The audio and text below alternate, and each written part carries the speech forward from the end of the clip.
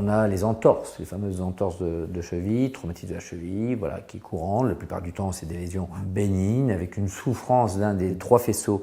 que comporte le ligament latéral externe, car souvent c'est le pied qui part vers l'intérieur et on a une souffrance de tout le plan externe ligamentaire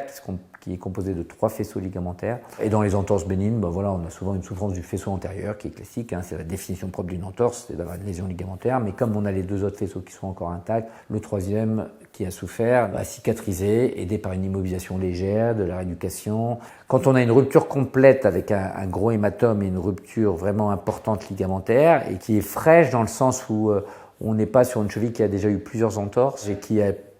subi un traumatisme important, une lésion importante ligamentaire. On n'est pas dans le cadre d'une lésion bénigne ou d'un seul faisceau touché, mais plutôt des presque trois faisceaux touchés et explosés. On peut être amené à proposer une réparation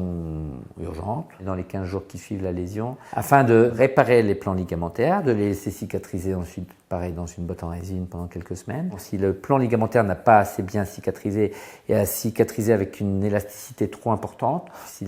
le reconditionnement de la cheville dynamique ne suffit pas, il faudra envisager à ce moment-là ce qu'on appelle une ligamentoplastie. On reconstruit le plan ligamentaire et on vient le retendre pour restabiliser la cheville et éviter à ce moment-là